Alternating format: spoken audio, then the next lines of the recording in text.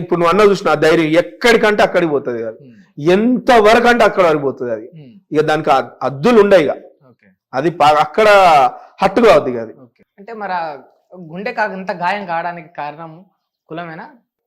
ఒక రీజన్ అనుకోవచ్చు, కొంచెం నాకు దూకుడుతనం ఎక్కువ. నాకు తెలిసినంత వరకు ఏంటంటే దళితుడు ఒక ఎస్సీ కేటగిరీ నుంచి వచ్చినోడు మనని కాదని రెడ్డి రాజ్యాన్ని కాదని ఎట్ల మీదకి ఎదుగుతాడు అనే పన్నాగం కూడా మీ మీద వేసినట్టే అనిపించింది.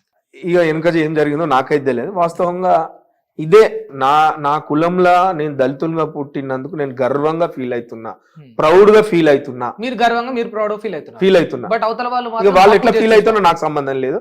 వాస్తవంగా అది కూడా కొంత విన్నా. నేను 23 సంవత్సరాలు ఎన్ని సంవత్సరాలు అక్కడ ఏంటంటే కొంత కులం కూడా నాకు బాగా అడ్డం. అంటే వాళ్ళు అట్లా చూసారు, చిన్న కులపోడు కులం తక్కువడు గింత సిటీలో గింత యూత్ మెయింటైన్ చేసుకుంటూ ఎక్కడ పోయినా ఇంత పరిచయాలు ఇంత ఇదని కూడా కొంత ఉన్నది అని మొన్న నాకు విన్నా. నేను అంటే మాలా నన్ను కూడా ఇష్టపడేటోళ్ళు అన్ని పార్టీలే కానీ అన్ని వర్గాలే కానీ మీడియా పరంగా లేని అన్నిట్లో ఉన్నారు. వాళ్ళు కూడా కొంత చెప్తా ఉంటారు ఇట్లా ఉండేటిన్నా ఇట్లా అంటే అరే పోనీ అన్న దానికి మరి నేనేం చేస్తాను, నా కులంలో నేను పుట్టినా నేను గర్వంగా ఫీల్ అవుతాను. దళితుగా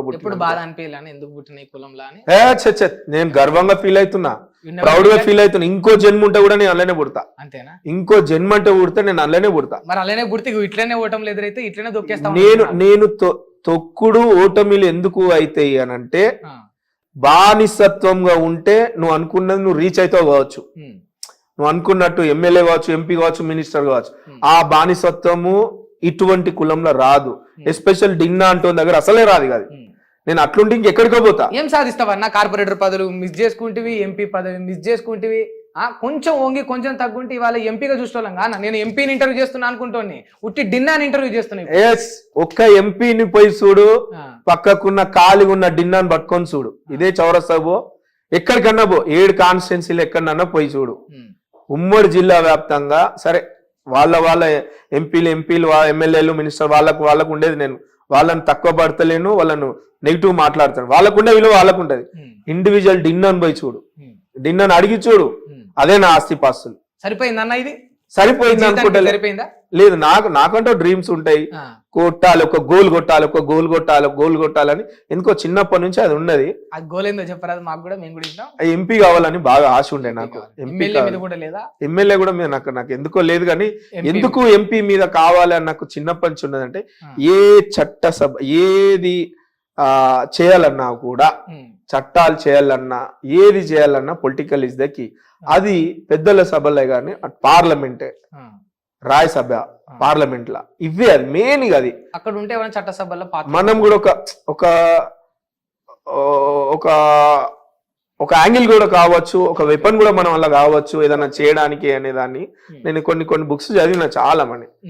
అందులో కొంచెం నేను ఓహో ఇది సాధించుతుందా, ఓహో ఇట్లా మనం ఉంటే మనం ఇలా ప్రశ్నించవచ్చు, ఇది మనం ఉంటే ఇది మనం సాధించవచ్చు, ఆహా దీనికి ఒకటి పొలిటికల్ గా అది ఉండాలి అని. వాస్తవంగా నేను నా కుటుంబం నుంచి కూడా ఎవరు రాజకీయంగా ఎవరు లేరు. టిఆర్ఎస్ పార్టీ ఎందుకు వచ్చింది, తెలంగాణ సపరేట్ తెలంగాణ, దాంట్లో కొంచెం భావజాలాలు సిద్ధాంతాలు అంటే నాకు చాలా ఇష్టం. భావజాలాలకు బాగా అట్రాక్ట్ అయిన బాగా ఇష్టంతో ప్యాషన్ తోటి ఇక అట్లా జర్నీ అట్లా పోయింది. స్కూల్ ఉన్నప్పుడు కూడా లేదు. డాడీ ఆర్టీసీ రిటైర్డ్, మేము ముగ్గురము, నేను పెద్దవాడిని. ముగ్గురు అన్నదమ్ములు, అక్క చెల్లెలు. మీరు పెద్ద నేను. పెద్దోళ్ళు కొంచెం గట్టిగానే ఉంటది కానీ లోపల అంటే అనుభవం అట్లా నేర్పిస్తుంది.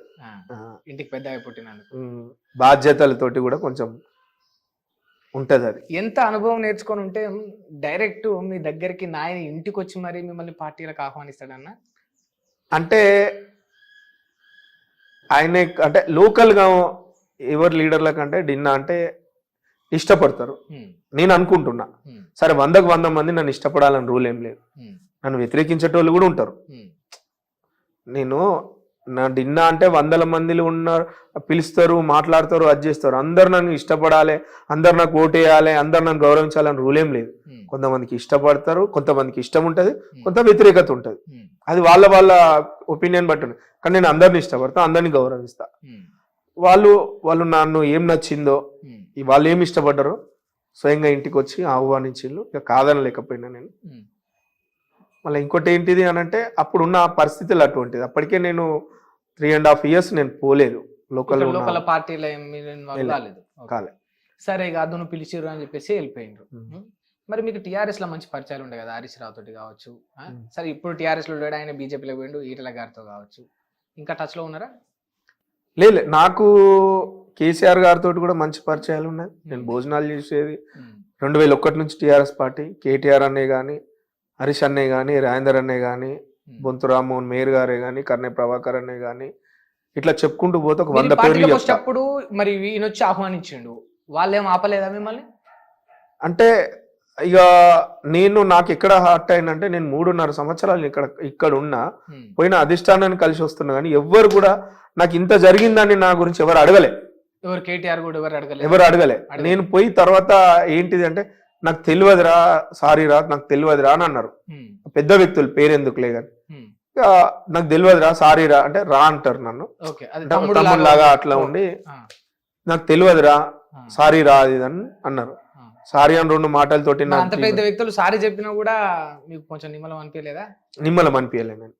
నాకు టికెట్ వచ్చుడు రాకపోవడం అది వేరు, గెలుపు ఓటమి అది వేరు, అది కామన్ పాలిటిక్స్ లో అయితేనే ఉంటే పోతాము. కానీ ఇష్టము ఇయ్యము, వస్తది రాదు, అందరు రాజకీయ పార్టీలు వేరు, నేనున్న రిలేషన్ బాండింగ్ వేరు. ఆ బంధం మిమ్మల్ని బాధ కలిగించింది? బాధ కలిగించింది. ఎక్కడంటే ఇక అసలు నాకు ఇక పీక్ స్టేజ్ లో వెళ్ళిపోయింది అది. భవిష్యత్తులో ఎప్పుడు మళ్ళీ దాస్యం వినయ్ భాస్కర్ ను డిన్నాబాయ్ ఒక దగ్గర చూడలేమా? ఇక నేనైతే పోనీ. నాకు అప్పుడు కూడా వాస్తవం దగ్గరకు వచ్చి సారీ తమ్ముడు దా డిన్నా అన్నా కూడా పోరా? నేను మొన్న ఎలక్షన్ లో చాలా మంది పేర్లు చెప్పొద్దు కానీ పెద్ద వ్యక్తులు కూడా మీడియా రంగంలో కూడా, ఇంకా అన్ని డిపార్ట్మెంట్లు, ఇంకా వేరే ఇక చెప్పొద్దు కానీ అందరు కూడా నన్ను ప్రేమించి అడిగింది వేరు ఉన్నది, రిక్వెస్ట్ చేసి అడిగి వేరు ఉన్నది, డాగులేసి బెదిరించి అడిగినా కూడా నేను పోను. నేను అనుకున్నా, చూడలే కూడా, చూడొద్దు అనుకున్నా. ఎప్పుడు ఆ ముఖానికి ఎదురుపడడం కూడా ఇష్టం లేదు నాకు ఇక. ఎందుకంటే నేను ఎందుకు ఇంత హర్ట్ అయినంటే, నేను గుండెల గుడి కట్టుకున్నా. నేను ఇంత ఎమోషనల్ గా ఇష్టం అంటే ఒక భావజాల. ఏమిటికి పెంచుకున్నారు అంత ఇష్టం? ఏమిటికి పెంచుకున్నారు అంటే కొంతమందినే ఇష్టపడతాం మనం. కొంతమంది అంటే నేను లోపల ఉన్న ఇంటర్నల్ అంత ఆలోచించలే. నాకు వాస్తవంగా రాజకీయంగా అంత రాదు. నాకు వాస్తవంగా ఈ ఎత్తుగడలు, ఈ కన్నింగ్ మెంటాలిటీ ఇవన్నీ నాకు రావు వాస్తవంగా, తెలియదు కూడా. గుడ్డిగా నమ్మకుండా పోతా. ఇప్పుడు నువ్వు పిలిచినావు, నేను వచ్చిన, కానీ నువ్వు పిలిచినాక దీని వెనుక ఏమున్నది మర్మము, ఏం క్రియేషన్ అని ఇంత ఆలోచించాను. అది కూడా పసిగట్టపోతే ఎట్లా సర్వైవ్? వాస్తవంగా పసిగట్టలే. నాది తప్పే అది. అంటే ఈ ఫీల్డ్ అటువంటిది. వాస్తవంగా 2 కళ్ళు కాదు, తల చుట్టూ కళ్ళు ఉండాలి, తల చుట్టూ చెవులు ఉండాలి ఈ రంగంలో. అది ఇప్పుడు నేను నేర్చుకున్నా. మరి బీఆర్ఎస్ లో ఉన్నప్పుడు అంటే 2 కళ్ళే ఉన్నాయి, మరి కాంగ్రెస్ లోకి వచ్చినాక తల చుట్టూ కళ్ళు పెట్టుకున్నారా? అంటే ఆ అనుభవాలు నాకు ఎక్స్పీరియన్స్ అవుతున్నాయి కదా, అది చూసి జాగ్రత్తగా ఉంటా. నా లిమిట్స్ లో నేను ఉంటా. వాళ్ళు అంటే నాకు వాళ్ళు వచ్చి పిలవడంలో కారణం ఏంటంటే, బీజేపీ వాళ్ళే కానీ, కాంగ్రెసే కానీ, సిపిఐ సిపిఎంఏ కానీ, బిఎస్పీ కానీ, ఇంకా కుల సంఘాలే కానీ, అందరూ నన్ను పరిచయాలు నాకు బాగా ఆ క్లోజ్నెస్ తోటి కొంచెం వాళ్ళు రావడం జరిగింది. మళ్ళీ ఇంకోటి ఏంటంటే, అప్పుడు నాకు అవసరం. ఎందుకు అంటే బీజేపీ 400 గెలిస్తే రాజ్యాంగాన్ని మారుస్తాం, రాజ్యాంగాన్ని తీసేస్తాం అనే అంత పెద్ద స్టేట్మెంట్ ఇచ్చినప్పుడు, ఒక రిజర్వేషన్ పరంగా నేను కార్పొరేటర్ అయినా, ఒక రిజర్వేషన్ పరంగా నేను ఇంత చదువుకున్నా, నా కుటుంబము, నా జాతులు ఇంత అదైనది, అటువంటిది నష్టం జరుగుతుంది అంటే, నేను ఈ టైంలో ఖాళీగా ఉంటే అది బాబాసాహెబ్ అంబేద్కర్నే అవమానించినట్టు అవుతుంది అనే ఉద్దేశంతో, ఏదైతే భారత రాజ్యాంగాన్ని రక్షించే పార్టీ ఏది ఉన్నది కాంగ్రెస్ పార్టీ అన్నప్పుడు, రాహుల్ గాంధీ నాయకత్వాన్ని, రాహుల్ గాంధీ ప్రధాని కావాలి, కాంగ్రెస్ పార్టీ ప్రభుత్వం రావాలన్నలో భాగంగా నేను ఇక్కడ ఉండే ఎంపీగా బీజేపీ గెలిస్తే అది బాగుండదు. ఆల్రెడీ బీజేపీకి బీఆర్ఎస్ ఇంటర్నల్ సపోర్ట్ చేసింది. మీరన్న వ్యక్తులందరూ కూడా చాలా మంది కూడా బీజేపీకి ఓపెన్ గా చేసారు. సరే పేరు కట్లు ఉన్నా కూడా బీజేపీ గెలవాలని చూసింది టీఆర్ఎస్ పార్టీ. అది నాకు బాగా నచ్చలే.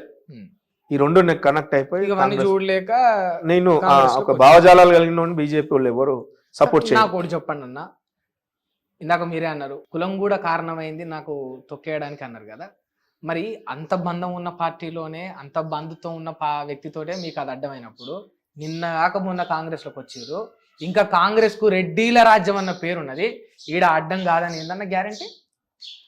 ఇప్పుడు వాస్తవంగా నేను ఇప్పుడు ఇందాక మీరు అన్నట్టు అది కులము కూడా కొంత అయింది, కొంత కారణమైంది. అది నాకు ఇప్పుడు కాదని గ్యారంటీ, నా కొంత అయినా ఎక్కువ అయినా ఇప్పుడు కాదని గ్యారంటీ ఎట్లా ఇస్తా? అది టిఆర్ఎస్ పార్టీలు ఎట్లున్నదంటే ఒక కార్పొరేట్ కంపెనీ లాగా అయిపోయింది. 4-5 డైరెక్టర్లు అయితే ఎట్లా కంపెనీ ఎట్లున్నా అట్లా అలా స్వేచ్ఛ లేదు వాస్తవంగా. ఒక ఓపెన్ గా మాట్లాడే స్వేచ్ఛ కూడా లేదు. కానీ నాలాంటి వాడు ఓపెన్ గా మాట్లాడేది వాళ్ళ దగ్గర పోయి. ఇందులో మొత్తం ఒక స్వేచ్ఛ ఉన్నది, ఒక రెస్పెక్ట్ దొరికింది. ఇంకొకటి ఏంటంటే కొంచెం ఎస్సీ ఎస్టీ బీసీ మైనార్టీలకు హక్కున ఉండే పార్టీ. ఇప్పుడు వాళ్ళు అప్పుడు వాళ్ళు చేస్తేనే కొంత కాంగ్రెస్ పార్టీ దళితులకైనా మైనార్టీలకైనా క్రిస్టియన్లకైనా ముస్లింలకైనా ఎస్సీ ఎస్టీలకైనా కొంత సపోర్ట్గా ఉండే పార్టీ అది. అంటే మా తాత ముత్తాతల నుంచి కొంచెం చెప్పుకుంటూ వస్తూ ఉంటారు.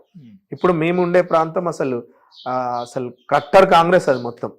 మా తాతలు మా తండ్రులు కూడా అందరూ కాంగ్రెస్ అయ్యి కాదు, ఎట్టు పో అది పెద్దమ్మగడ్డ అంటే కాంగ్రెసే. అటువంటిది మేము ఉద్యమంలో భాగస్వాములై దాన్ని కొంత టీఆర్ఎస్ పార్టీ అయినా కానీ మొన్నటిదాకా టీఆర్ఎస్ ఉండే. మొన్న 2023 డిసెంబర్ ఎంపీ ఎలక్షన్స్ లా వరంగల్ పశ్చిమ ఎమ్మెల్యే నాయన రాజేందర్ రెడ్డి గారికి 85% పడ్డది. 600 టిఆర్ఎస్ కు పడితే 1700 చిల్లర కాంగ్రెస్ నాయన రాజేందర్ రెడ్డి గారికి పడ్డది. అంటే ఇక నాకే ఇంత జరిగింది. నా కోసం నా ఆనందాన్ని పంచుకున్న వాళ్ళు ఉన్నారు, నా సంతోషాన్ని పంచుకున్న వాళ్ళు ఉన్నారు, అట్లనే నా అవమానాన్ని కూడా పంచు. Hit TV app